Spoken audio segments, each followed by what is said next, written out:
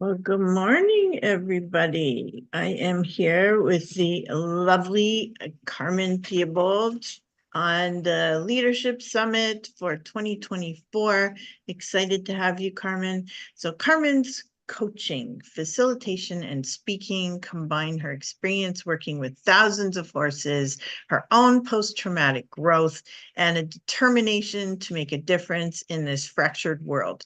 She worked with hundreds of individuals, teams, and organizations, helping them get unstuck, embodied, and intuitively empowered.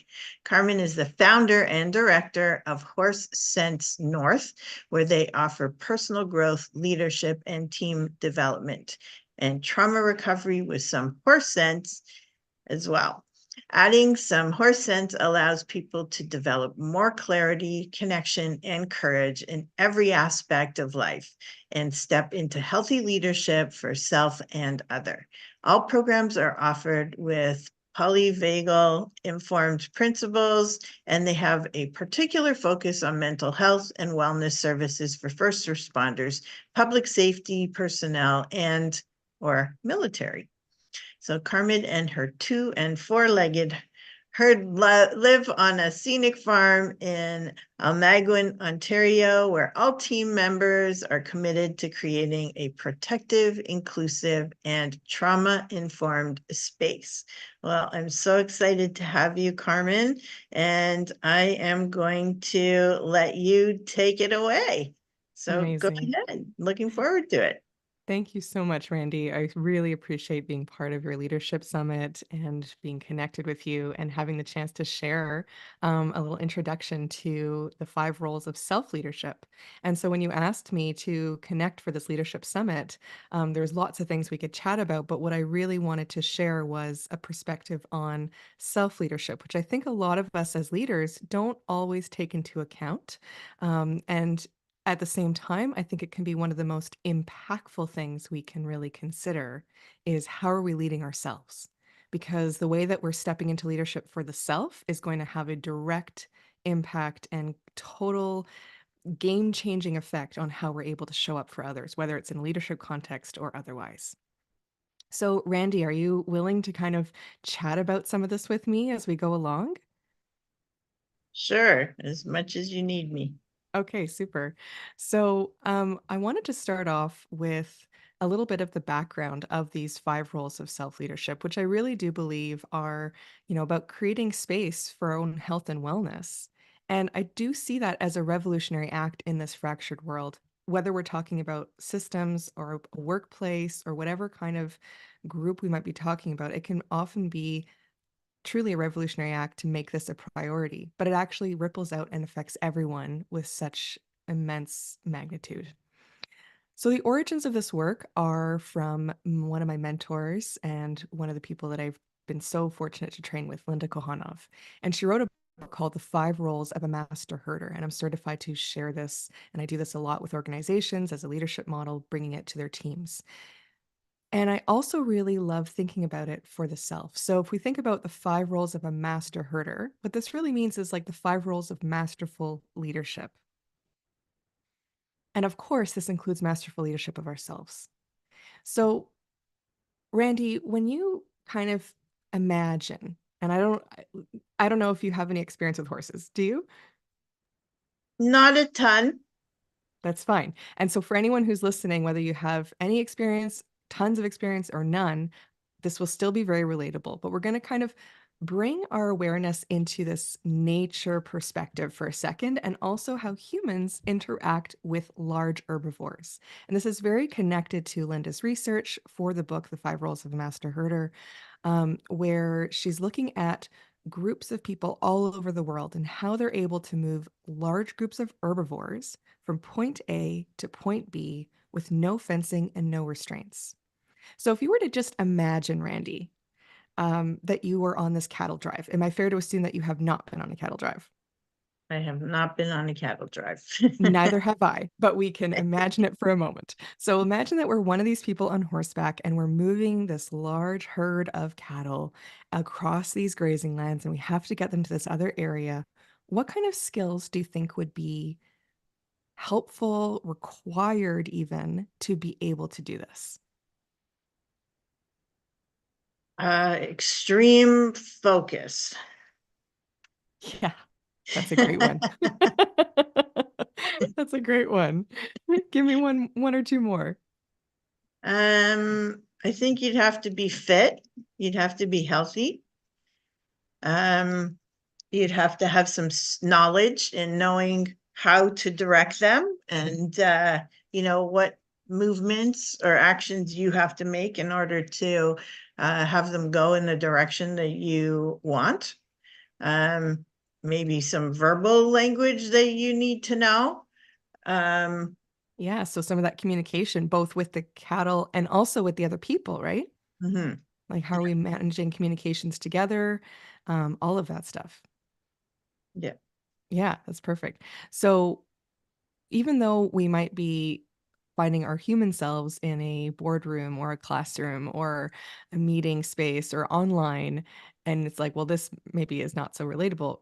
Trust me, it will be in a moment. So these kinds of communication pieces, when we're out in nature in this way, when we're working with animals, it's the same kind of communication that's needed with each other. It's just that this is so much reliant on a lot of the nonverbal, even though we do need still the verbal aspects, right? Talking to each other and having words, maybe language that the animals understand. But the words are only 10% of what we're saying. We actually know this from a lot of research that's been done that even the words when I'm speaking to you right now, they only mean 10% of what I'm communicating. There's another maybe 20 or 30% that we can account for vocal tone, but a lot of it is energy and body language. The vast majority of our communication is that. And so there's so much of this interplay going on right now in our even our conversation, as well as what's happening with these cattle drives, if you will. So there's a lot of skill that's required and a lot of different elements. If we really kind of break it down, there's a lot of different pieces involved. But now imagine what kind of skill level might be required if you take the horses away. So this is an image of a Fulani man, and the Fulani are indigenous to various parts of Africa. They are a nomadic pastoralist culture, so they live and move with their cattle, and these are longhorned cattle that they work with. And so this is an image of a Fulani man who's actually crossing a river with all these longhorned cattle, which are very intense species compared to the last image, more the Western cattle. These longhorn cattle, they're a notch above as far as toughness and intensity. So, what kind of change might be required of a person to be able to do this compared to being on horseback with others?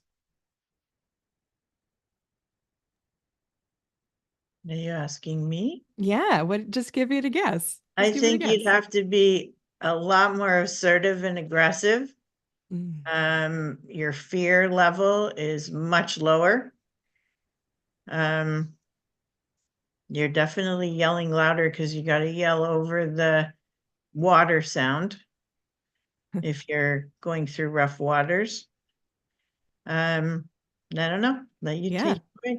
No, that's great. And I'm involving you because I think that what you're saying is going to really be reflective of what a lot of people are thinking as they're witnessing these images and kind of having our chat. So I really appreciate your sharing your perspective as we're going through this, Randy. So, a lot of what you said is really true. Um, and I think one of the amazing things that we get to learn from people who live and work with their animals and move with their animals as a way of life. So this nomadic pastoralist way of life. And we can think about people over time across cultures. And we are going to be leaning a little bit on the Fulani for the images of this because they give a really beautiful example of what it can actually look like in the 5 roles that we're going to break down. And so, as Linda was doing all this research to look at the 5 roles of masterful leadership of a master herder, we can think of this person as a master herder. Um, we're really starting to think about the 5 roles that all of us have within us too. It's just that sometimes we strengthen our muscles more in some roles than others, and we're going to see how that plays out as we move forward. One of the things I want to note, though, for this role, and we're going to talk about it a little bit later, this is actually very much connected to one of the five roles called the dominant role. And it's one of the most misused and even abused roles in the five. We see so many examples of aggression instead of assertiveness. We see so many examples of power over instead of power with or power to. So, one of the beautiful things that we can learn from people who have to.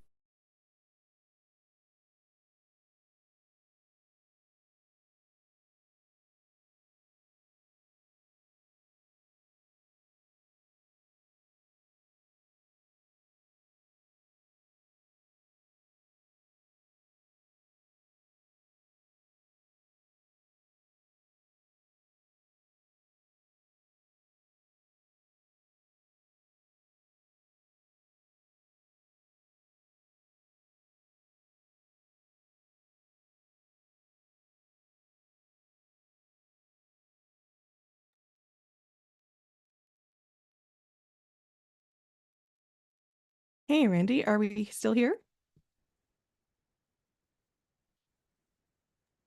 Yeah, you locked up for a few minutes, but we're Okay. back. We're All right, back. we're back. So, one of the things I was just sharing is that this, the stick doesn't mean anything unless it's coming from a powerful place inside with this like grounded confidence where it's not aggression, it's true assertiveness. Because if we dial up our power in an unhealthy way, where we're actually being aggressive or having this really unnecessary level of intensity from going to have the effect we want it to with the animals. They're going to scatter. They're going to go all over the place, going to maybe be afraid of us and not actually have the connection to stay in the path that we want them to stay. They're not going to follow us if we're trying to lead them somewhere. So we're really going to see what these five roles bring to the table in the context of working with animals, but then bringing it back to the self. Right. So that's clear as mud. We're going to get into it now. So, the first role that I want to chat about is the sentinel. And this is the first of the five roles that I like to talk about especially when it comes to self leadership, because this is a foundational role. Now, this image is of a herd of wild or feral horses. And I don't know if you can, I don't think I can use my mouse, but on the horse that's standing to the side on his own, that is a stallion. And he is looking out at the horizon, being in the role of the sentinel. He's the lookout. And these horses who are standing around in a bit of a circle over here on the other side, they're actually standing around a mare who's giving birth. So this is a very vulnerable moment for the herd. There's a baby being born. That means that there's the scent of blood in the air. That means that if there's predators, they're more likely to come around right now, and the stakes are really high because maybe that mare can't get up and run if there is a concern. So the stallion is really performing a very, very important function, scanning the environments for threats, but also the sentinel, and horses understand this, master herders understand this, that the sentinel role is also really good to become more aware of opportunities. So we're going to chat more about that in a second, but Randy, I'm just curious, like if you were to think about this geographically, what do you notice about the location of the stallion away from the herd? Like if we were to think about, the herd being the center, why do you think it's important that this sentinel role is performed away from the herd? Well, I think it's not different from like soldiers or anybody else who's protecting something. They're always in more of a strategic place where they can see beyond, because their job isn't to watch the herd. Their job is to be on the lookout. So they need to be in a position where they can warn, and they're not so far away that they won't be able to hear them if they make a sound, a warning sound, where they can let them know to be on guard or do whatever it is that they plan to do. Um, he's just placed himself strategically so he can see over the horizon kind of thing, but still be in voice or hearing distance with his own herd, and of course, seeing distance as well, being able to see them and see what's going on. But I know horses' ears can move around, so they have a much larger range of hearing than we do, right? So they can pick up sounds coming from many directions. So yeah, he's not on the other side. I mean, there's many different sides he could be on of this herd, but he's chosen this side for whatever reason. We can't see the whole picture, of course, but he must be positioned in a place where he believes that if there was an enemy coming, it's probably coming from over there, or he would hear it from elsewhere. For sure. Yeah, exactly. So that kind of vantage point, we really need to be able to kind of step away from the central part of the herd, from the action, whatever that might be, to get that overview lookout position, to be able to witness and observe what's currently going on. So if we think about our own leadership of ourselves, our own self-care, if you will, we really need to have this role of awareness when it comes to how we're moving through our day-to-day moments in our life and our internal world as well. So how we're moving through our external world and how we're moving through our internal world. So we can almost think about it like zooming out for a moment to observe ourselves, zooming out to observe what's happening inside, and zooming out to observe how we're moving through the landscape, whether that landscape is chatting at the water cooler, or whether that landscape is planning a project, or whether that landscape is how our relationship is with certain individuals, or all of the above at the same time. So this role of awareness, excuse me, is really key, but not just to look out for threats. And this is what the animals really do very well, is that they'll trade off this role. Because if, let's say the stallion in this moment, yeah, he's the best prepared to protect the herd if necessary. He's kind of proven himself that he's then able to actually step into the dominant role, which we're going to talk about in a little bit, which is the role to have a direct and protect orientation. If there was, let's say, a cougar that came along, he could then step into action and actually help defend the herd. The other horses can do that too, but he's also shown himself to be really capable of that. So he's the best suited for this moment. But he's not going to always be the one who's on lookout duty.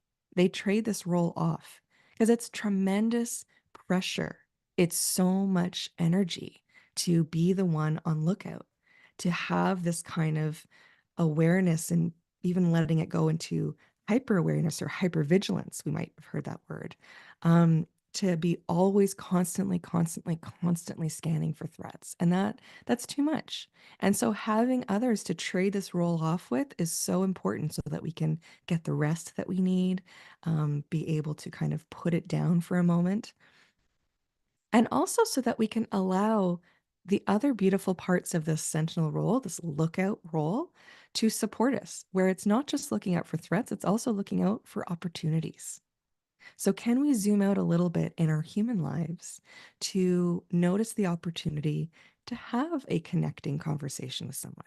Can we notice the opportunity to take a break for ourselves, to take a little pause, to do some breathing, to have some calmness and stillness, right? So, that might look like we notice.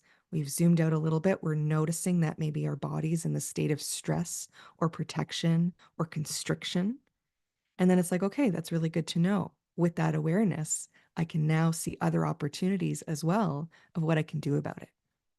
So maybe we're, navigating a moment of challenge with someone and we notice that there is a solution. So we're going to talk about some of the other roles that can support this as well, but without kind of zooming out and not being too deeply focused in the moment, we're going to lose perspective. This role can really help us get perspective while also knowing that it's important to have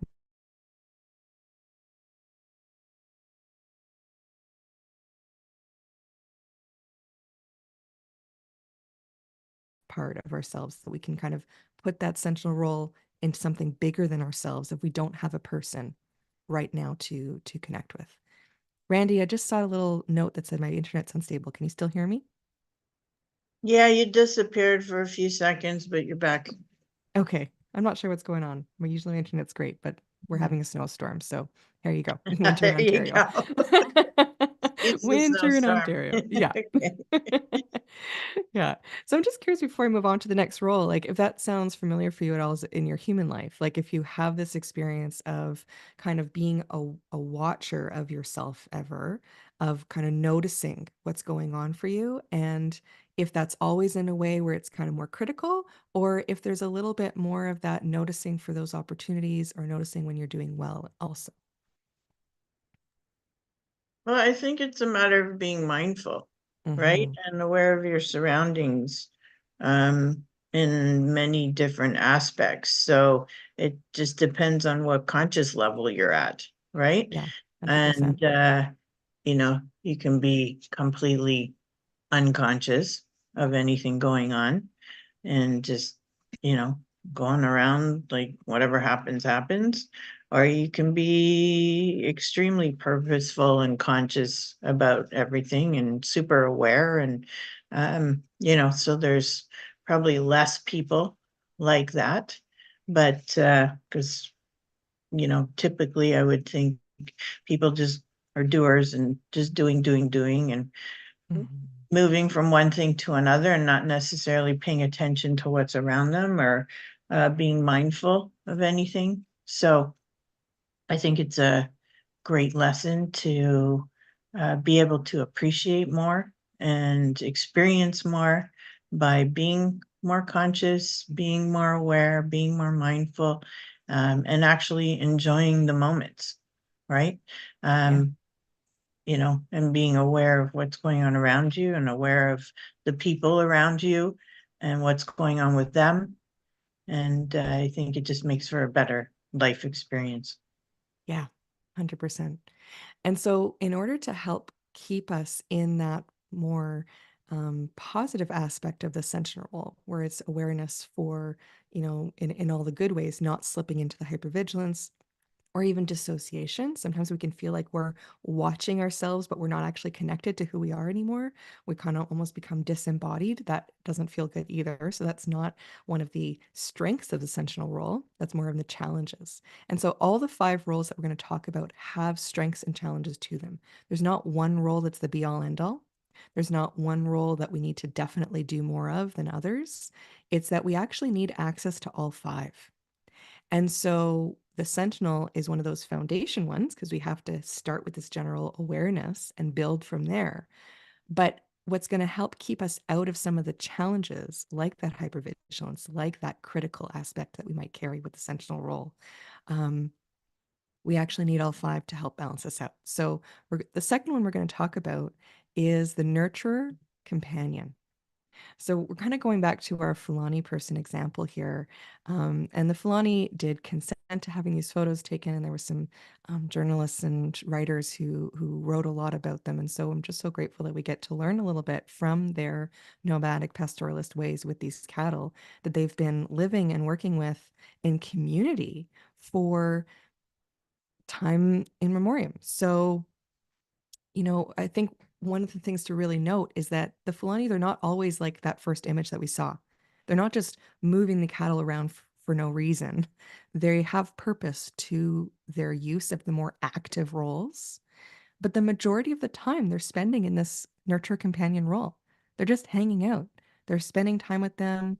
They're rubbing their bellies. They're scratching them. They're singing them songs. The cattle will lie down and actually like roll over and they'll be rubbing their bellies. They have very connected relationships. And that's part of them living in community together. That's part of these people really understanding all five of these roles, even if they're not putting it in this language, but they are embodying all five of these roles, as do all the different master herders throughout time and over the globe, who really understand how to be with animals and honestly how to be with people and ourselves. So this nurture companion role is the role of connection. It's kind of like the social glue. So if we have awareness, but we're not approaching with heart, we're going to be in trouble. So these two roles of awareness and heart are the foundation of everything else. we can use the upcoming 3 roles with this foundation of awareness and compassion, with heart, with connection. If we can have that be the foundation for the other roles to grow from, almost like a tree getting its nutrients from these 2 roles, we're going to be in a much better place versus if we try to use any of the roles without the awareness or without the connection and the heart connection, including these 2, right? So if I'm trying to connect with myself, maybe having a moment of of self-care, but I don't have the awareness of good timing, it's going to not work out very well. Same thing if I'm approaching someone else, if I'm trying to have a connecting conversation, but I'm not really aware of the energy that they're putting out. I'm not really aware of how they're showing up for themselves in that moment. Maybe they're really stressed. It's not maybe the best time to try to say, hey, let's do this fun activity together to do whatever. But maybe I can approach with a different kind of nurture companion. Maybe I can approach with a, hey, how's it going? Right. And really having that awareness of the overall situation, helping me read the room with the sentinel and helping me show up with heart with the nurture companion. Um, how often do we actually use this role with ourselves, though? It's kind of rare that we have people who are really good at using this role with ourselves, where we can deeply care and consider what our own needs are. We might notice what we're experiencing with the sentinel, but are we actually stepping also into the nurture companion to deeply care and be willing to do something about it? So that self-compassion, that even love for them, for ourselves and for others, lives in this role. So I'm going to keep going here. And I just want to kind of do a little geography thing again. So the nurture companion role, we're within the herd, right? The sentinel is away from the herd, getting that perspective. And then geographically, the nurture companion is within the herd. What do you notice, Randy, about this leader role? This is an image of a flying person. Where are they located connected to the herd? In front. Right. So and you made a really good point earlier when we were talking about the sentinel, where they're apart, but not too far apart, so they can still have that communication. And the same is true with the leader role. Very often, the leader, whether we're talking about humans or horses or cattle, we can sometimes have the tendency to get too far out in front, and others struggle to follow us. And we can do the same with ourselves. We might have this vision, this goal of how we want to feel, where we want to be, and we get impatient with ourselves.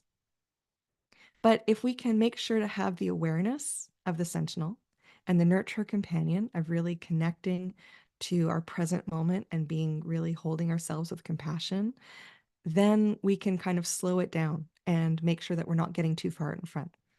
That nurture companion role is that social glue that allows ourselves and the cattle or whoever to actually be able to stay connected and trust the following in that direction. So this Fulani person, he's leading these cattle. What other kind of qualities might be important for someone, whether we're talking about cattle or people, to actually step out in front and lead? What kind of strengths, skills, qualities as a person might they need to have?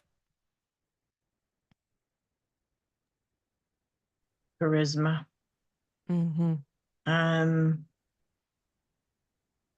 they need to be an expert. They need to be supportive, encouraging, um, wanting to lift people up, Mm-hmm. wanting to direct them in the right way. They have to gain trust. There's so many different qualities you Yeah. have, Yeah, right? those are beautiful. Yeah, 100%. So all of that is so true. And kind of building into this almost magnetic quality so that when that person is stepping out in front, and we see this with the horses too, there's a horse that's kind of got more of these leader qualities. They step out in front and the others just can't help but follow. They really want to follow. So when we talk about the leader role, yeah, we're talking about leadership as an umbrella term, but the leader is only one of the 5 roles that we're talking about. And that's really this ability to have the courage to step out in front to have the vision of looking ahead in the future, whether that looking ahead is 5 seconds from now or 5 years from now, or 2 steps ahead or 5 kilometers ahead, whatever that might be. But this ability to kind of look ahead, know where we're going, be clear, have that expertise like you're talking about, and really embody that charisma, that magnetism to draw people forward, draw animals, whoever that might be, beings forward to follow us. And so much of that, if we have access to the sentinel and nurture companion role. If we try to step out in front and we don't actually have that connection, that social glue that the nurture companion offers, it's a lot less likely that people are going to want to follow us. If we don't have that awareness and that connectivity to, everything that's going on and being present, that mindfulness, like you say, we're not necessarily going to be leading in a good direction or know where we're going. And maybe we're going to even show that in ourselves of like just being a little bit wishy-washy or confused of like, I'm not really sure. But if we have really good access to both of those, we're going to kind of get a good view of the landscape and know, okay, now that I get a clear view of what's actually happening in the present moment, I can make good decisions about where we might want to go. And that's allowing me to step into the leader role. And then as far as the nurture companion, I'm going to actually lead us in a place that's good for us. So I'm not just leading us in the direction of a magnetic, charismatic cult leader, but actually leading in the direction that's for the good of the herd. So how can we use our power for the good of the herd? So using the leader role and all the roles so that we're really honoring each other, protecting each other, supporting each other, and leading each other into a positive, healthy direction.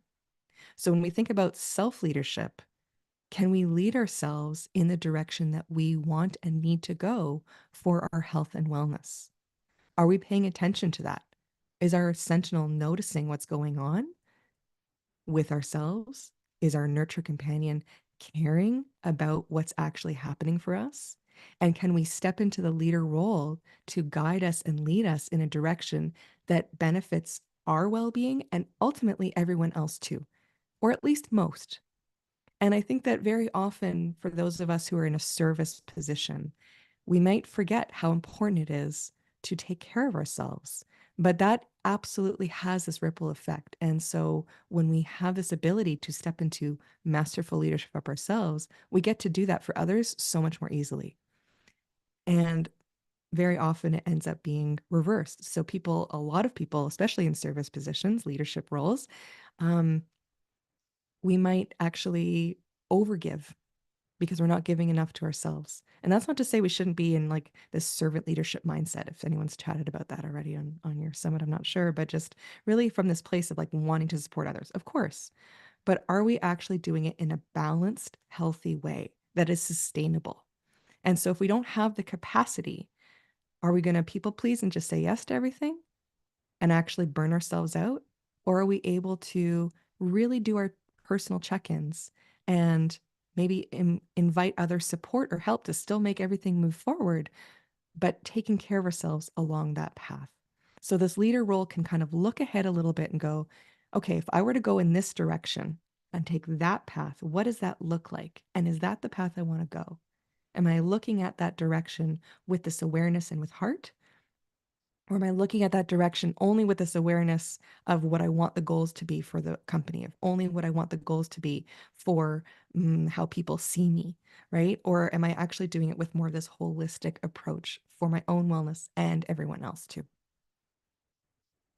So the leader role is such a beautiful role, but it can also be challenging, right? We can get into some of that like overdoing. And I think you mentioned this, when we're talking about mindfulness, we can really be do instead of learning how to be. And so our leader, if we're too strong in this role, we might be really focused on tasks and accomplishments and goals and like this laser focus. And that's not a bad thing to have those qualities, but can we balance them out with the other roles too?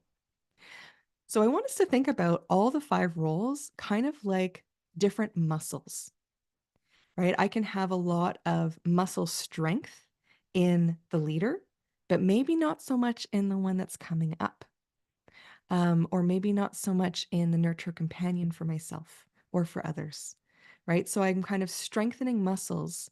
And just like my physical body, if I am always reaching for something with my right hand, and I am right handed, so if I'm always doing all the heavy lifting with my right arm, I'm likely going to get muscle injury or strain.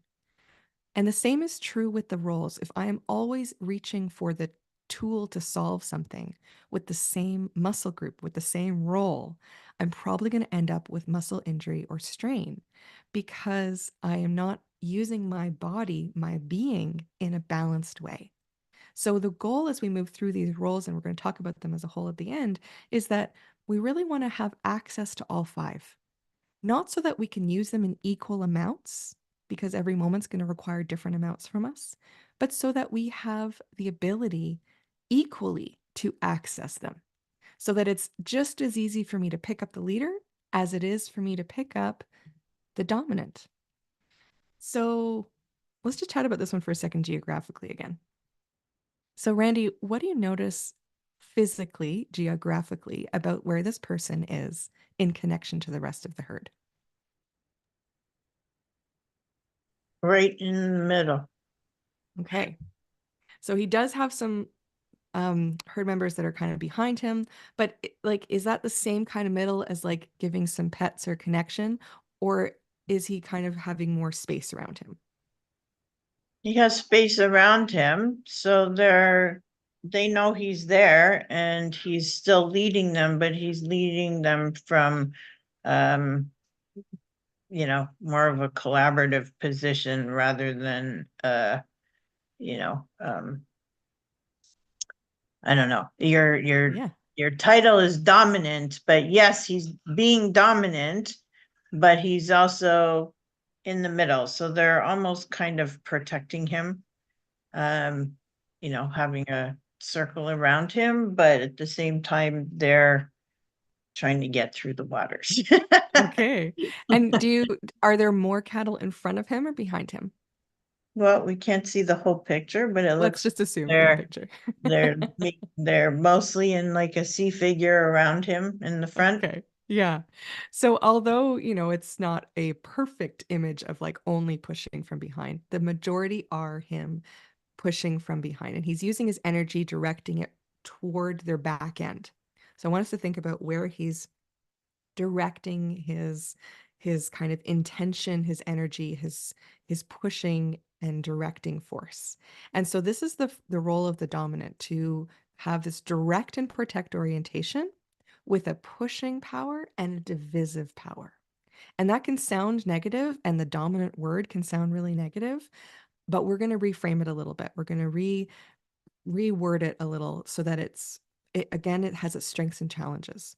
We don't want to be domineering. We don't want to have dominance over, but having access to the dominant role in this kind of context is really important, because if we don't have the ability to kind of push from behind, light the fire under our butt or someone else's, right? Kind of be very assertive, clear. This is our healthy nose, right? Creating our division. Even in our scheduling and like how we're compartmentalizing things, that structuring, really kind of having this division of time, this division of labor, and also this ability to kind of keep the momentum, pushing forward, pushing forward. That's the dominant role. What very often happens, and this happened as you were speaking too, which is perfect that you said it. I'm so glad, because this is very often the case in our language and the way we conceptualize leadership in our society, is that we conflate the dominant and the leader together. But if we think about it geographically, this pushing from behind, even if he has some that are scattered behind him in the C shape, but he's generally kind of creating this momentum from behind. And if we think about that pushing from behind versus the person who's drawing out from the front as the leader, we literally cannot be in those two roles at the same time. We can't be stepping out and leading and saying, come on, come with me, and at the same moment saying, push, let's go, let's go. And I think very often we kind of mix these two together, and that's what ends up getting a little bit muddled and messy and in the way of healthy access to all the roles, the dominant and the leader in particular. So, if we can really allow the dominant to be its own distinct role, we can also make sure that we're only using it when it's absolutely necessary. The most trusted herd members, whether we're talking mixing humans and animals, humans only, animals only, doesn't matter. The most trusted herd members are the ones who can access the dominant role judiciously and sparingly. So there's a time and a place. For example, making sure that these cattle make it across the river and that they keep swimming forward so that they don't get lost in the stream, so that they actually make it to the grazing land that's going to save their life by having food to eat, all these things. It's important that he keeps them moving forward. But they're not stepping into this role just because, just for fun. They're not even using this one as the first one that's a go to. There's going to be someone who's actually leading them from the front. And if they're all going along easy, just moving along, following that person, that dominant role has to do very little, just maybe kind of walking softly behind, maybe just having a presence, even being connected to the herd, ready to step into the role if necessary, but not needing to unless it's actually necessary. But so often, that metaphor of picking up the stick is a lot of people's go to when it comes to leadership, when it comes to even how we're interacting with ourselves. We can have a lot of this dominant role inwardly where we're always pushing, pushing, pushing on ourselves instead of allowing us to be inspired to go forward toward a goal, instead of allowing us to really be caring for ourselves more wholeheartedly, more compassionately. And that goes with others too. So, yeah, we need access to this dominant role. We need to be able to have healthy assertiveness, to have boundaries, to be able to really kind of be very clear and direct and step into a protective role if necessary, but if necessary. So, I think when we start to separate out all five of the roles and see that this is only one of the five, not only does it allow us to use it less frequently because we get to learn that there's other options and strengthen more muscle mass there, we also get to use it with more of that sentinel and nurture companion base. So we can actually step into the dominant role with more awareness and with heart. And sometimes people are like, well, I don't know, because very often we intersect aggression and assertiveness. It's like, well, how do you have heart connection when you're being in the dominant role, when you're stepping into assertiveness? But if you actually remove the aggression, it's completely possible. And I would offer necessary.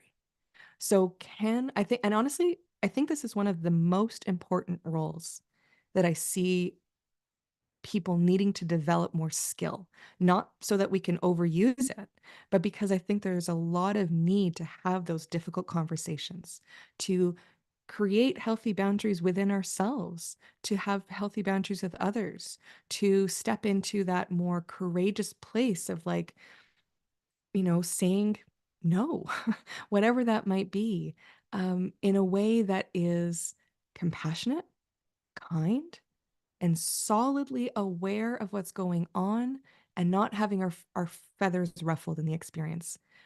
And I think it's really rare to have interactions with others where we're feeling their power, feeling their strength, but not feeling like it's being directed at us in a malicious or negative way, where actually it's being used for the benefit of the relationship so that there's more connection, so that there's more safety, not so that we feel like we're in trouble, not so that we feel like we've done something really, you know, that we can't come back from, not and in a way where we feel deeply respected. So having all of that be possible in the dominant role, I think is one of the most challenging skills to develop and one of the most important. Is this relatable for you at all, Randy? Or like, have you seen anything connected to this in your experiences? Um, Probably. Yeah. Yeah, so just to think about like difficult conversations or like having that ability to be assertive, and maybe you're a very assertive person, I'm not really sure.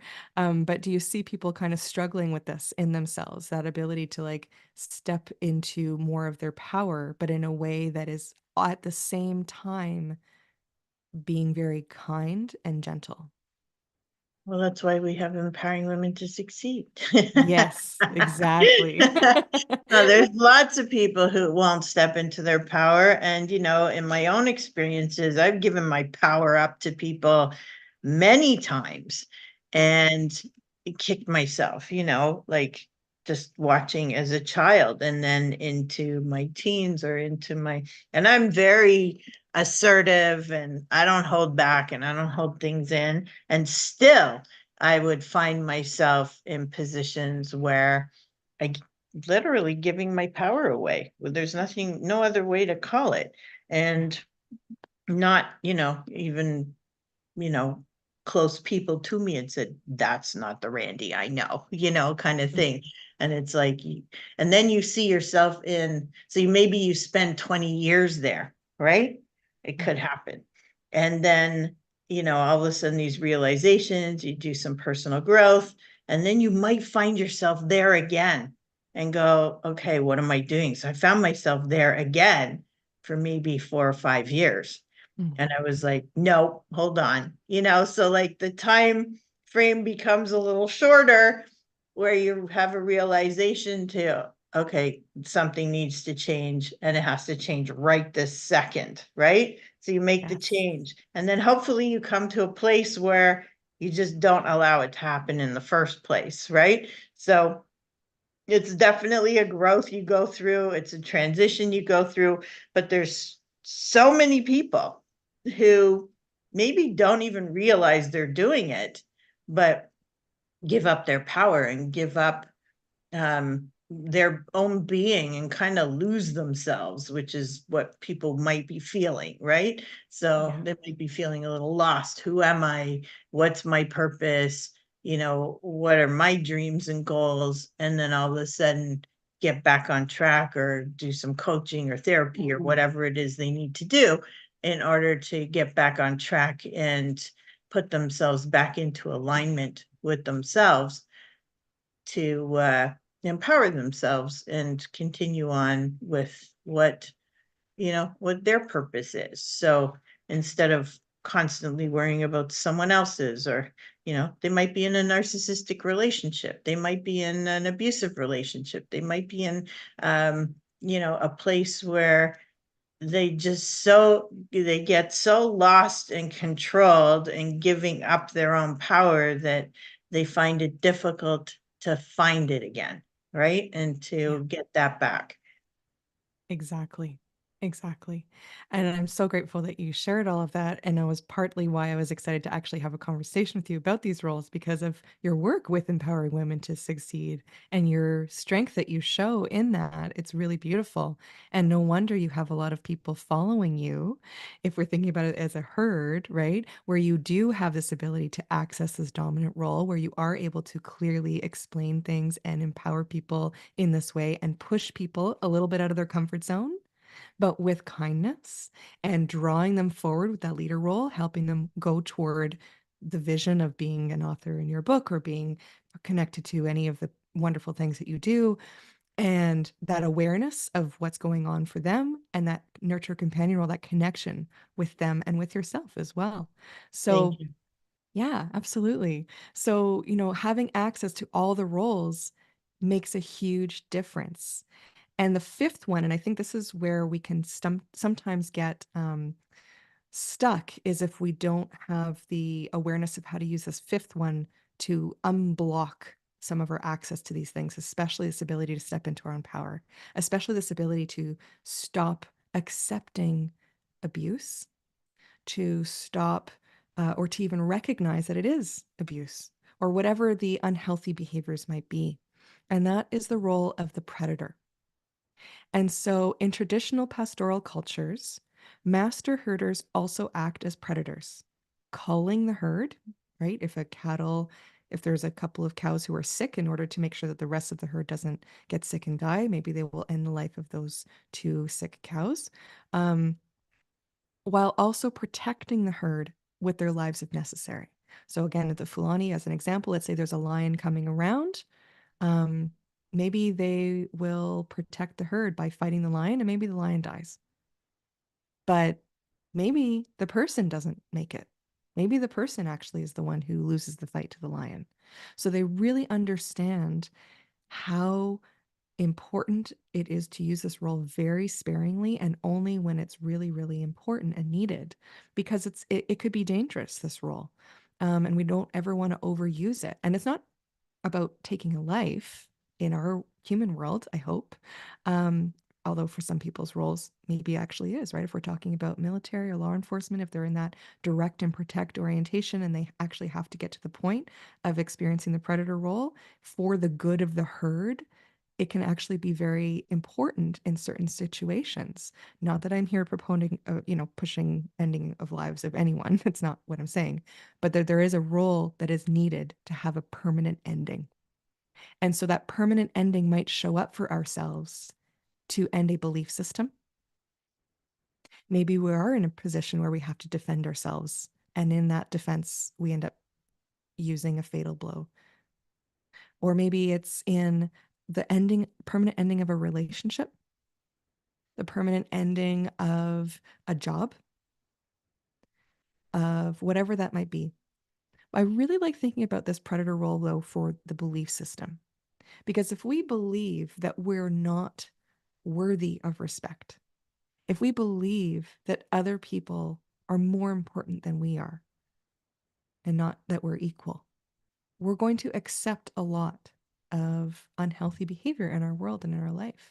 And so sometimes really looking deep into ourselves of like, what are the voices that are happening inside of me? And can I actually have this moment of saying, actually, I don't subscribe to that belief system anymore. I don't actually believe that I'm lesser than. I don't actually believe that it's okay for people to treat me like a doormat. It's not to say we're not going to have those beliefs that kind of resurface and come back around and we kind of have to negotiate and navigate with them again. But there is a moment that happens when we really look inward and go, I don't believe that anymore. And something shifts in us. There is a permanent shift that happens. Yes, we're going to still go through cycles and patterns of healing and growth and changing that, but there's something deep within that has shifted. And even if it means that we're going from 20 years of accepting it, and then we have a time where we don't, and then we have another 4 or 5 years that we do, it's going to be shorter that time because something in us didn't forget. Something in us knows that we don't actually truly believe that narrative anymore.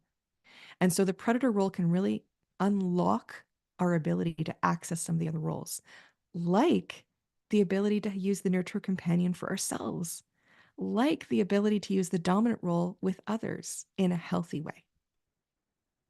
So the 5 roles of self-care, right? We have sentinel, nurture companion, leader, dominant, and predator. And we really do need all 5. Not to use them all in equal amounts. We don't want to be using the predator in the same amount as the nurture companion, unless there's a season in our life where that's really necessary. But in general, we want to have a lot of the sentinel and nurture companion and use the others kind of like we're pulling up an app, right? So if the Sentinel Nurture Companion are the base operating system, then we can open up the app of the leader and open up the app of the dominant and open up the app of the predator when they're needed, allowing that base operating system to kind of fuel it, having that awareness and heart, so we can still be able to step very assertively into next steps. We can actually step into ending a relationship without it having to be aggressive, without it having to be a big blowout, just being like, okay, I recognize what this was. I'm now done. Thank you. Goodbye.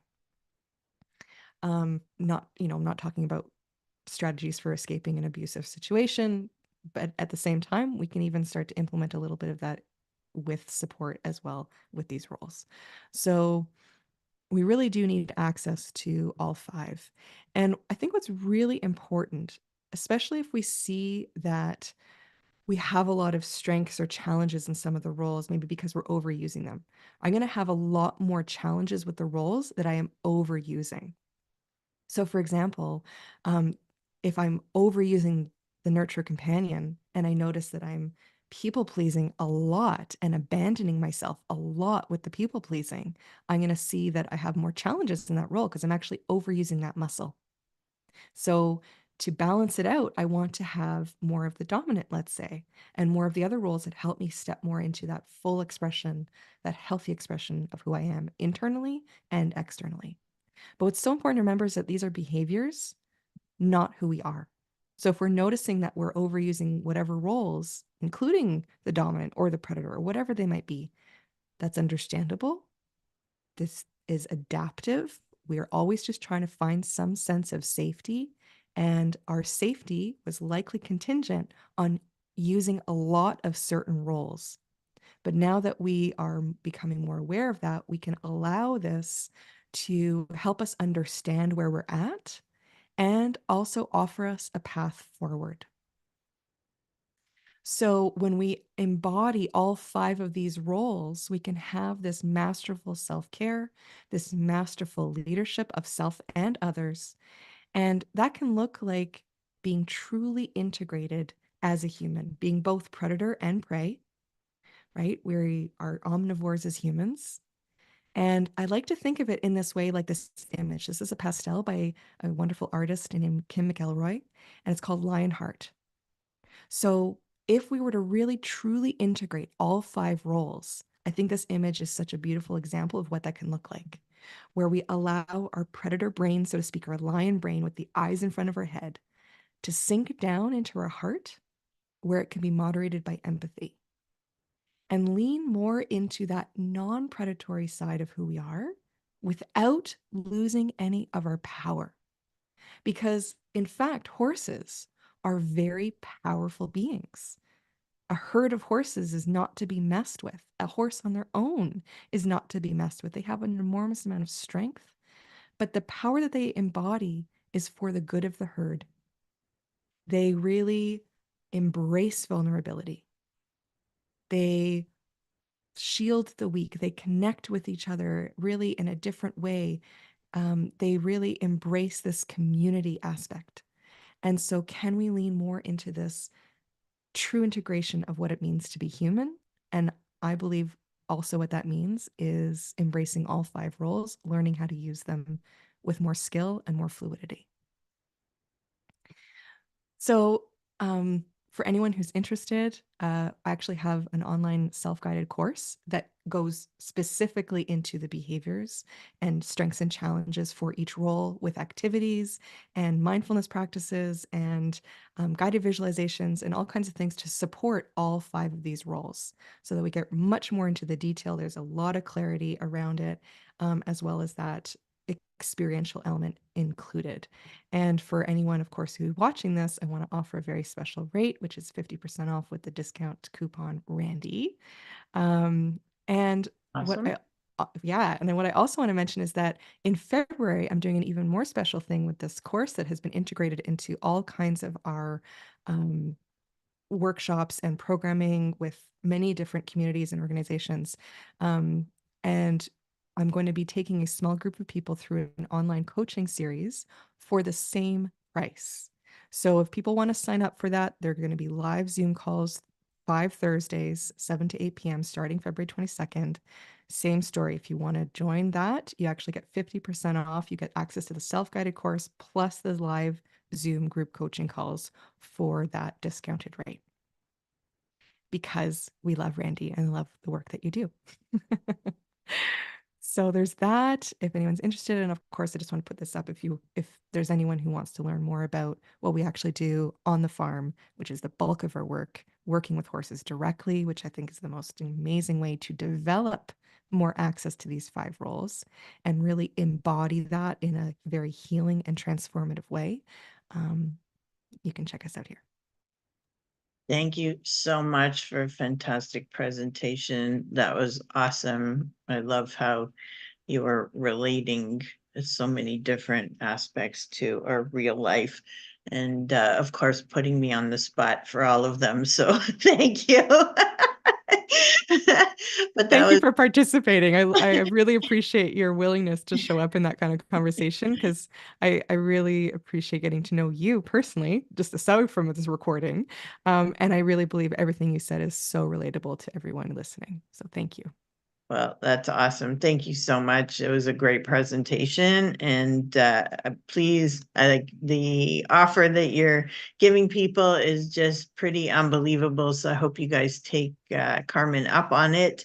Carmen is such a sweet soul, and maybe some of you are lucky enough to meet her in person at our December event, or catch her on a meetup, but just such an incredible soul. So if any of this resonates with you, please connect with Carmen, horsesensenorth.com, and looking forward to seeing you help so many more people. Thank you. Appreciate that, Randy. So thank you again. Thank you everybody for listening, and please connect with Carmen. So we will